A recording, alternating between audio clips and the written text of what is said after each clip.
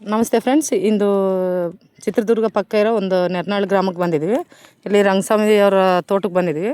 ನಮ್ಮ AW ಕಂಪ್ನಿದು ಊಟ ಕೊಟ್ಟಿದ್ವಿ ಇವ್ರಿಗೆ. ರಿಸಲ್ಟ್ ಹೇಗೆ ಬಂದಿದೆ ಅಂತೇಳಿ ಅವ್ರ ಬಾಯಲ್ಲ ಕೇಳೋಣ. ನಮಸ್ತೆ ಸರ್, ನಿಮ್ಮ ಹೆಸರು? ರಂಗಸ್ವಾಮಿ ಅಂತ. ಊರು? ನೆರ್ನಾಳು. ಹಾಂ, ಇವಾಗ ನಮ್ಮ ಕಂಪ್ನಿದು AW ಕಂಪ್ನಿದು ಊಟ ಬಳಸಿದ್ರಿ. ಹೇಗಿದೆ ಸರ್ ರಿಸಲ್ಟ್ ನಿಮಗೆ? ಚೆನ್ನಾಗಿ ಬಂದಿದೆ ಮೇಡಮ್. ಸರ್ತಿ ಬರೋಕ್ಕಿಂತ ಇನ್ನೂ ತುಂಬ ಚೆನ್ನಾಗಿ ಬಂದಿದೆ ಬೆಳೆ. ಇಳುವರಿ ಹೆಚ್ಚು ಬಂದಿದೆನಾ ಸರ್? ಹಾಂ, ಇದಿಷ್ಟು ನಿಮ್ಮದೇನಾ? ಹಾಂ, ನಮ್ಮದೇ ಮೇಡಮ್. ಹಾಂ, ಇದು ಎಷ್ಟು ಸಾರಿ ಕೊಯ್ಸಿದ್ರಿ ಸರ್ ಹೂವು? ಅಲ್ಲೇ ಒಂದು 4-5 ಕೊಯ್ದಿದ್ದು. 5 ಕೊಯ್ದಿದ್ದೀರಾ? ಅಂದರೆ ಇಳುವರಿ ಅಂದರೆ ಜಾಸ್ತಿನೇ ಬಂದಿದೆ ಸರ್. ಬಂದಿದೆ. ಹಾಂ, ಅಕ್ಕಪಕ್ಕಕ್ಕಿಂತ ನಿಮ್ಮದೇ ಚೆನ್ನಾಗಿ ಬಂದಿದೆನಾ ರಿಸಲ್ಟ್? ಸರ್ ನಿಮ್ಮದೇ ಚೆನ್ನಾಗಿ ಬಂದಿದೆನಾ? ಹೂವನ್ನು ಚೆನ್ನಾಗಿ, ಶೈನಿಂಗು ಎಲ್ಲ ಚೆನ್ನಾಗಿ ಬರ್ತದೆ. ಹೌದಾ ಸರ್?